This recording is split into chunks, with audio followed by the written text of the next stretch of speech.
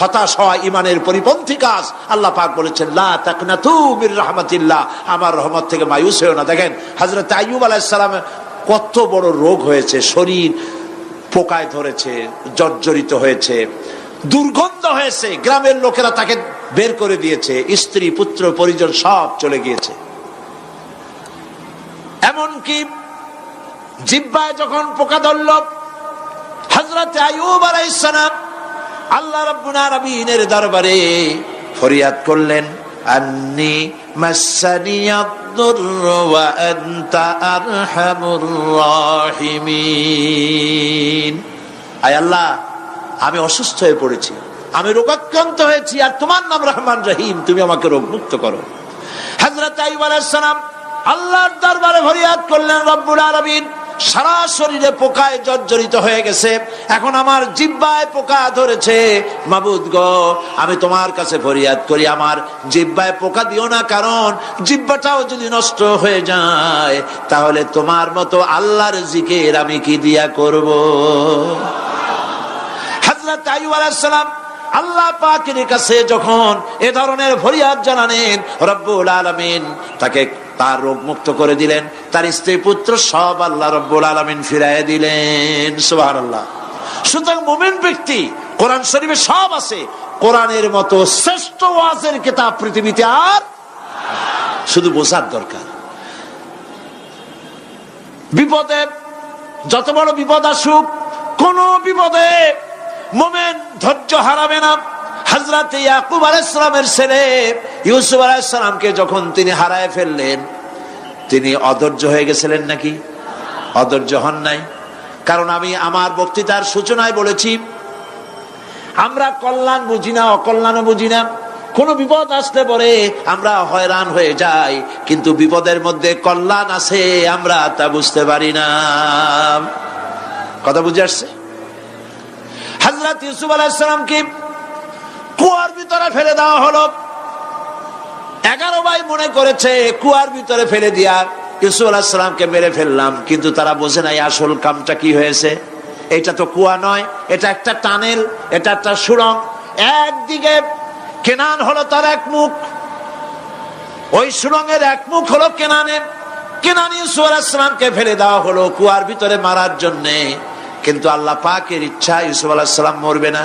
এই টানেলের অপর প্রান্ত মিশরের সিংহাসনের টানেলের এপার দিয়া ইউসুফ আলাইহিস সালামকে ঢুকালেন, অপর প্রান্তে মিশরের সিংহাসনে ইউসুফকে আল্লাহ বসাইয়া দিলেন। হযরত ইয়াকুব ছেলের জন্য অধৈর্য হলেন না।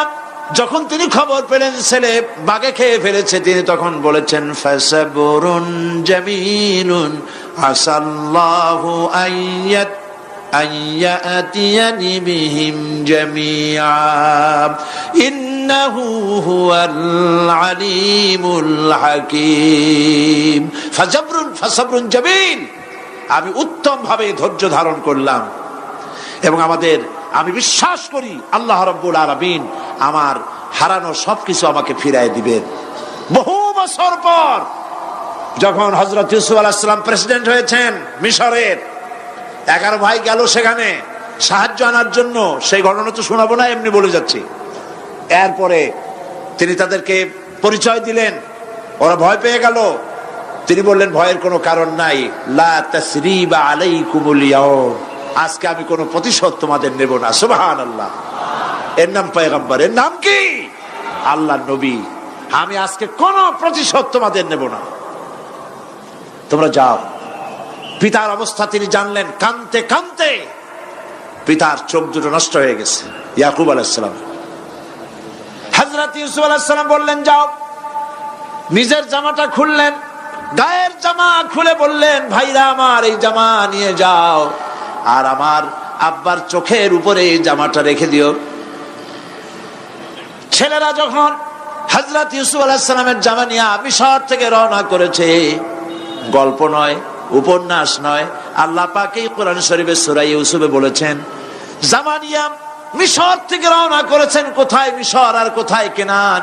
কেনানে বসে হযরত ইয়াকুব আলাইহিস সালাম বলছেন, তোমরা যদি আমাকে মতিভ্রম পাগল যদি মনে না করো, তাহলে একটা কথা বলি, আমার নাকে এখন আমি ইউসুফের গন্ধ পেতেছি।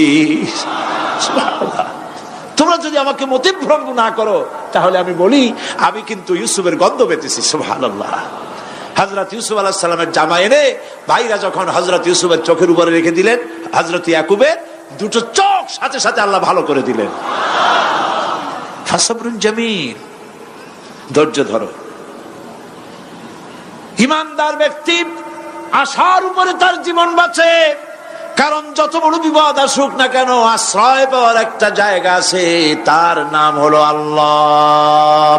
নাম কি? বলেন আল্লাহ। সবাই বলেন আল্লাহ আল্লাহ আল্লাহ আল্লাহ। হযরত ইউনূস আলাইহিস সালাম মাছটাকে গিলে ফেলে দিল, মাছটাকে গিলে মাটির অতল তলদেশে চলে গেছে। এত বড় বিপদ পৃথিবীর কোন মানুষের হতে পারে নাকি? বলেন, কি বলেন? মাছের পেটের ভিতরে জানালা নাই, দরজা নাই, বেরোবার কোনো পথ নাই, মাছ গেছে পানির অতল তলদেশ। আল্লাহ পাক কোরআন শরীফের ভিতরে মানুষকে শোনান, আল্লাহ ওয়াজ করছেন। সুবহানাল্লাহ বলেন। আল্লাহ পৃথিবীর মানুষকে ওয়াজ করছেন, দুনিয়ার মানুষকে শোনান। আমার ইউনূস তো ধৈর্য হারা হয় নাই। ওয়াযান্নুন ইয যাহাবা মুগাদিবান ফাযান্না আন লান নাকদিরা আলাইহি فنادى في الظلمات أن لا إله إلا أنت سبحانك إني كنت من الظالمين فنادى في الظلمات জমায় কাসির ত্রিবিধ অন্ধকারের ভেতর থেকে হযরত ইউনূস আলাইহিস সালাম চিৎকার মারলেন। মাছের পেটের অন্ধকার, পানির অন্ধকার, রাতের অন্ধকার, ত্রিবিধ অন্ধকারের ভেতর দিয়ে মাছের পেটের মধ্য দিয়ে ইউনূস আলাইহিস সালাম চিৎকার মারলেন। অধৈর্য হন নাই, হার্ট ফেল করেন নাই। তিনি বলছেন, পড়েন আমার সাথে, লা ইলাহা ইল্লা আনতা সুবহানাকা ইন্নী কুনতু মিনাজ জালিমিন। তুমি ছাড়া কোনো ইলাহ নাই, কোন পোষ্য নাই, মাবুদ নাই, তোমার পবিত্রতা ঘোষণা করছি, আমি জালিমদের অন্তর্ভুক্ত হয়ে গেছি। ইউনূস আলাইহিস সালাম যখন কাঁদতেছিলেন, আল্লাহ রাব্বুল আলামিন সেই কান্না শুনেছিলেন কিনা? বলেন, শুনছিলেন কিনা? শুনতে পেয়েছিলেন কিনা? পানির ভিতরে কেউ শোনে নাই, মাছের পেটের ভিতরে ইউনূস আলাইহিস সালাম কিভাবে চিৎকার করছেন, মাছের পেটের ভিতরের আওয়াজ পানির ভিতরে কেউ শোনে নাই, জমিনের কেউ শোনে নাই, অন্তরিক্ষে কেউ শোনে নাই, সাত আকাশের ভিতরে কেউ শোনে নাই, কিন্তু আরশে আজিমের মালিক আল্লাহ রব্বুল আলামিন শুনতে পেয়েছেন। সঙ্গে সঙ্গে রব্বুল আলামিন জবাব দিলেন, ফাস্তাজাবনা লাহু ওয়া নাজ্জাইনাহু মিনাল গাম্মি ওয়া কাযালিকা নুনজিল মুমিনিন। পড়েন, ফাস্তাজাবনা লাহু ওয়া নাজ্জাইনাহু মিনাল গাম্মি ওয়া কাযালিকা নুনজিল মুমিনিন। আমি ইউনূসের ডাকের জবাব দিলাম। কে বলতেছেন? বড় করে বলেন, কে বলছেন? আল্লাহ। সুবহানাল্লাহ। আপনারা কি ভয় পাইছেন? ভয় পেয়েছে মুসলমান? আল্লাহ রাব্বুল আলামিন বলেন, আমি আমার ইউনূসের ডাকের জবাব দিলাম।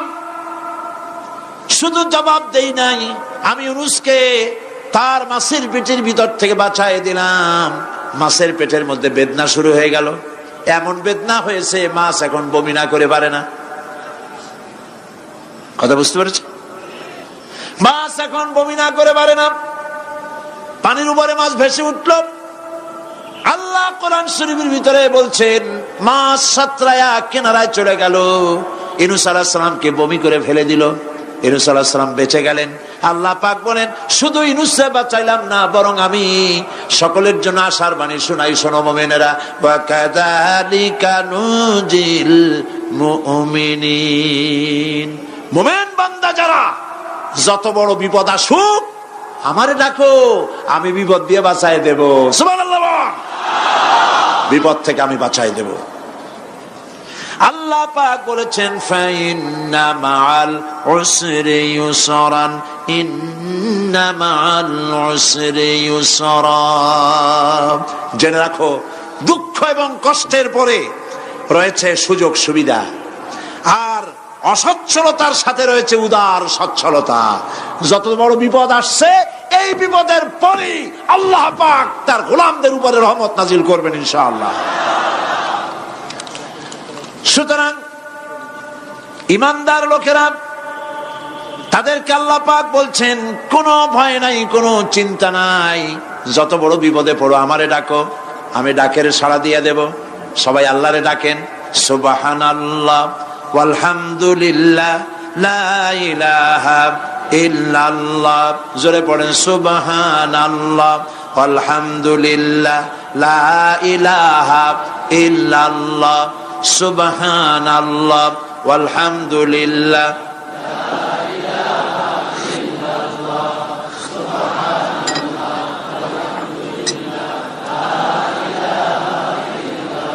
লা ইলাহা ইল্লাল্লাহু মুহাম্মাদুর রাসূলুল্লাহ। আল্লাহর উপর ঈমান আনলে যত ফায়দা হয় এত ফায়দা দুনিয়ায় কোথাও নাই। সুবহানাল্লাহ। আল্লাহর উপর ঈমান আনার ৫ম নম্বরের ফায়দা কয়টা বলছি? 5টা বলছি। আপনাদের অসুবিধা হচ্ছে নাকি? তাড়াতাড়ি শেষ করতেছি। 6টা বলবো, 6টা বলবো, এ হলো ৫ম নম্বর। তারপর আমরা দোয়া করব। দোয়ার দরকার আছে কিনা এই সময়? ৫ম নম্বরে আল্লাহর উপরে ঈমান আনলে পরে আরেকটি বড় ফায়দা, সেটা হলো কঠিন এবং কঠোর বিপদে আল্লাহ পাক তার মধ্যে অবিচলতার এবং ধৈর্য ধরার তৌফিক দিয়ে দেন। সুবহানাল্লাহ। যত বড় বিপদ আসুক সেই বিপদে মুসিবতে আল্লাহ পাক মুমিনদেরকে আল্লাহর উপরে নির্ভরতা শিখায় দেন। সুবহানাল্লাহ। কারণ মুমিনদের জানা আছে যে ঈমানদারদের বিপদ নতুন কিছু নয়, একেবারে আদম আলাইহিস সালাম থেকে শুরু হয়ে আসছে। ঠিক কিনা? আদম আলাইহিস সালামের বিপদ হয় নাই? আদম আলাইহিস সালামের বিপদ কি? শয়তান। তার বিপদ কি? শয়তান ছিল বিপদ। প্রত্যেক নবীর সময় মানুষের নবীদের কষ্ট দিছে, দেয় নাই? বিশ্বকবি ইকবাল বলেছেন, সতীজা কা রহা হ্যায় अज़ल से तायम रोज, सतीजा का रहा है अज़ल से तायम रोज, चरागे मुस्तफा भी से शरारे बुलहबीस। আবহমান কাল থেকে শুরু করে মুহাম্মদ সাল্লাল্লাহু আলাইহি ওয়াসাল্লামের চারাগকে, নূরকে, ঈমানকে, ইসলামকে নিভায় দেওয়ার জন্য আবু জাহেলের গোষ্ঠীরা চিরকাল চেষ্টা করেছে। সব চেষ্টা কর্পূরের মতো উড়ে গেছে, মুহাম্মদ সাল্লাল্লাহু আলাইহি ওয়াসাল্লামের চারাগ টিম টিম করে জ্বলতে রয়েছে। আল্লাহ পাক বলছেন, ইউরিদুনা লিইউতফিউ নূরাল্লাহি বিআফওয়াহিহিম ওয়াল্লাহু মুতিম্মু নূরিহি ওয়ালাউ কারিহাল কাফিরুন। ওরা চায় মুখের ফু দিয়া, কারা? কাফেরেরা। ইসলাম সহ্য করতে পারে না যারা, ওরা চায় মুখের ফু দিয়া আমার আলোটাকে নির্বাপিত করে দেবে। আল্লাহ পাক বলেন, ওয়াল্লাহু মুতিম্মু নূরি, আমি আমার নূরকে পূর্ণতা দান করব, তাতে কাফির বেঈমানদের মনের ভিতরে যত জ্বালা হোক, যন্ত্রণা হোক, ওদের কলজা যত পুড়ুক, ইসলাম তার বিজয় পতাকা নিয়ে উঠবে, কেউ ঠেকাতে পারবে না। আল্লাহ রাব্বুল আলামিন, আল্লাহ পাক বলছেন, ওয়াকাযালিকা জাআলনা লিকুল্লি নাবিয়্যিন আদুওয়াম মিনাল মুজরিমিন। আর এমনি করে আমি সকল নবীর শত্রু বানিয়েছি সব পাপিষ্ঠ অপরাধ প্রবণ লোকদের। শুনছেন কথা? শোনেন নাই? আল্লাহ পাক বলছেন দুনিয়ার সব নবীদের তাদের জন্য আমি শত্রু বানাইছি। কাদেরকে? যারা সব থেকে বেশি পাপিষ্ঠ, অপরাধ প্রবণ, এরা হচ্ছে নবীর দুশমন। এরা সব নবীদের সাথে দুশমনি করেছে। আজও দেশের আলেমদের সাথে দুশমনি করে সবচাইতে বড় পাপিষ্ঠরা। এটা কোরআন। এটা কি? কোরআন। জোরে বলেন এটা কি? আল্লাহ রাব্বুল আলামিন বলছেন ওয়া কাযালিকা জাআলনা লিকুল্লি নাবিয়্যিন আদুওয়াম মিনাল মুজরিমিন। সব পাপীরা, পাপিষ্ঠরা আমার দ্বীনের দাওয়াত যারা দেয় তাদেরকে জীবনের দুশমন মনে করে। কেন? শোনেন, আমি কার ওয়াজ শোনাচ্ছি? কার ওয়াজ শোনাচ্ছি? আমার আল্লাহর ওয়াজ। অপরাধটা কি? নবীদের বিরুদ্ধে, নবীর ওয়ারিস ওয়ারাসাতুল আম্বিয়া কারা, তো তাদের বিরুদ্ধে তাদের অপরাধটা কি? তাদের অপরাধ সম্পর্কে আল্লাহ নিজে বলেন ওয়ামা নাকামু মিনহুম ইল্লা আন ইউমিনু বিল্লাহিল আজিজিল হামিদ। এদের বিরুদ্ধে অ্যাকশন নেওয়ার আর কোনো অপরাধ ওদের নাই। ওদের একমাত্র অপরাধ ওরা আল্লাহর জমিনে আল্লাহর আইন প্রতিষ্ঠা করতে চায়। এটাই হচ্ছে অপরাধ। এই অপরাধে নবীদের শাস্তি হয়েছে। নবীরা মার খেয়েছেন, সাহাবায়ে কেরাম মার খেয়েছেন। আমরা তো সাহাবায়ে কেরামের জুতার ধুলার সমানও নই। সুতরাং এগুলি আমাদের পাওনা। এই রক্তের বিনিময়, জীবনের বিনিময় আল্লাহ পাক তার দ্বীনকে প্রতিষ্ঠা করবেন ইনশাআল্লাহ। হযরতে খাব্বাব, বুখারী শুনুন, বুখারীর হাদিস। আমি কোনো কথা বানিয়ে বলি না। আমি লেখাপড়া করি, পড়াশোনা করি, চোখে দেখি, তারপরে কথা বলার চেষ্টা করি। বাজে গপ্প কিস্সা কাহিনী বলার অভ্যাস আমার কোনো কালে ছিল না, নাই। রাসূল করিম সাল্লাল্লাহু আলাইহি ওয়াসাল্লামের মতো মানুষ,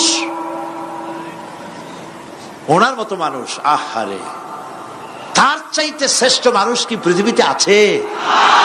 তিনি মার খাইছেন না খান নাই? আহা, কিভাবে তাকে মারলো! গলায় চাদর দিয়ে পেঁচাইয়া আছাড় মেরে ফেলে দিয়ে তারপরে তাকে প্রহার করা হয়েছে। আবু জাহেল মেরেছে, বেহুশ হয়ে গেছেন হুজুর। হযরত হামজা তখনও কাফের ছিলেন। শিকার থেকে ফিরে এসে মুহাম্মদ সাল্লাল্লাহু আলাইহি ওয়াসাল্লামের অবস্থা দেখে পায়ের রক্ত মাথায় উঠে গেছে। আপন ভাইয়ের ছেলে, আর এমন ছেলে। চলে গেলেন আবু জাহেলের বাড়ি, বললেন আবু জাহেল, তুই নাকি মুহাম্মদ সাল্লাল্লাহু আলাইহি ওয়াসাল্লাম মারছিস, কেন মারলি? তিনি তো ভালো কথাই বলেন, সব সময় বলেন সত্য কথা বলো, মানুষের উপকার করো, এতিমকে আশ্রয় দাও। এত সুন্দর সুন্দর ভালো ভালো কথা বলেন, তার মতো ভালো মানুষ তো দুনিয়ায় দেখি নেই। মারলি কেন? তুই কি মনে করছিস যে আব্দুল্লাহ মারা গেছে বলে এতিম হয়ে গেছে মুহাম্মদ সাল্লাল্লাহু আলাইহি ওয়াসাল্লাম? তোর মনে রাখা উচিত আব্দুল্লাহ মারা গেছে, হামজা মরে নাই। হযরত হামজা ধনুক বাইর করলেন, এক বাড়ি মারলেন মাথার উপরে, মাথা ফাটা রক্ত বেরিয়ে গেল। হামজা হন হন করে হেঁটে এলেন রাসূলের কাছে। হুজুরের অসুস্থ দেহ মোবারক কোলে উঠায় নিয়ে বললেন বাবা, তার মস্তক মোবারক কোলে উঠায় নিয়ে বললেন আমি আবু জাহেলের মাথা ফাটিয়ে রক্ত বের করে দিয়ে এসছি, তুমি একটু খুশি হও। হুজুর বললেন চাচা, কার মাথা ফাটাইছেন, কার রক্ত বের করেছেন, এই কথা বলে তো আমাকে আপনি খুশি করতে পারবেন না। তিনি বললেন বাবা, তুমি কি হলে খুশি হও? তিনি বললেন আমি খুশি হই চাচা, তোমার মুখে যদি একটা বার আমি ঈমানের কলেমা শুনতে পাই। হযরতে হামজা বললেন মুহাম্মদ সাল্লাল্লাহু আলাইহি ওয়াসাল্লাম, আমার বুঝতে মোটেও কষ্ট হয়নি, তুমি কোনো সাধারণ মানুষ নও। সাধারণ মানুষের প্রতিশোধে তুমি বিশ্বাসী হতে, খুশি হতে, প্রতিশোধে বিশ্বাসী হওনি। তুমি অবশ্যই আল্লাহর নবী। আমি আল্লাহকে সাক্ষী রেখে, আমি তোমাকে সাক্ষী রেখে ঈমানের কালেমা ঘোষণা করছি, লা ইলাহা ইল্লাল্লাহু মুহাম্মাদুর রাসূলুল্লাহ।